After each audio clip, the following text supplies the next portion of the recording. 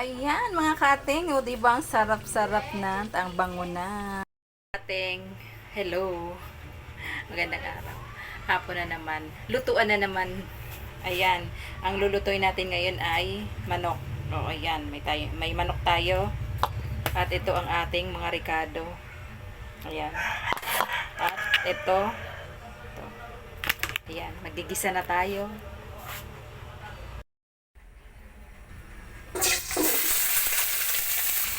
Bahagya po muna nating iprito ang ating mga gulay. Ayan, pagka ganito na mga kaating, isit aside muna natin, tanggalin. Pati na rin pala itong sili. Bahagya nating lutuin. Ayan, tapos tama na yan. At sa parihong kawali, maggisa na tayo. Bawang at sibuyas. May pagtapon talaga. Gisa-gisa ng bawang sibuyas. At pagka ganito na, lagay na natin ang ating manok. Lagay na natin ang manok. At syempre, hahaluin natin. Pagka ganito na, maglagay na tayo ng paminta. Crack na paminta ang ilalagay natin para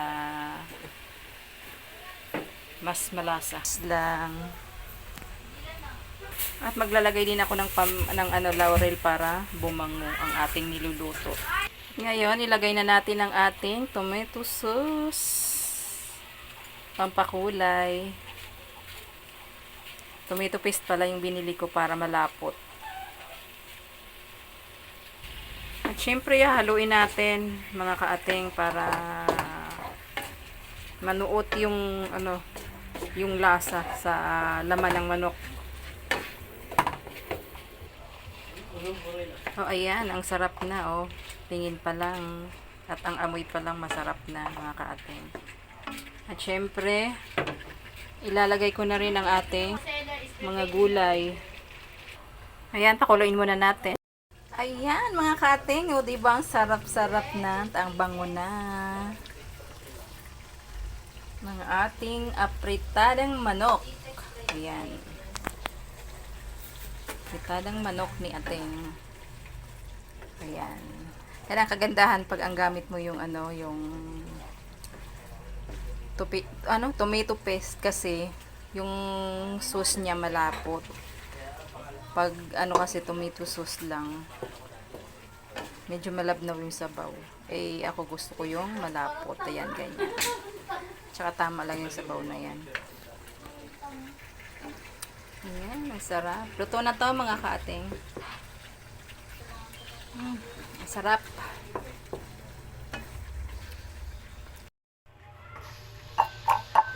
Sali na natin. Ayan. Buhos na natin para o diba sarap.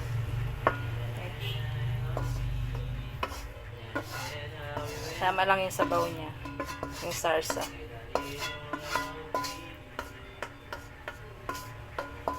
Yummy apritada ni ating. Ayan. Balo ka ba? Ba't ba ganun ka rin naman? Simot na simot.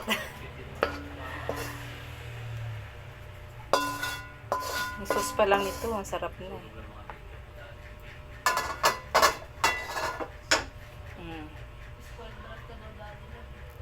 Sarap. Kain tayo. Ito na yung ating nilotong apritadang manok. Kain.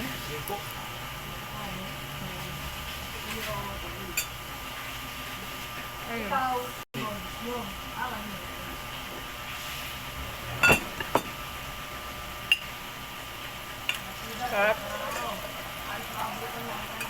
Tenka pa lang, mukha ka ng 30 years old. Ay, paminta po na.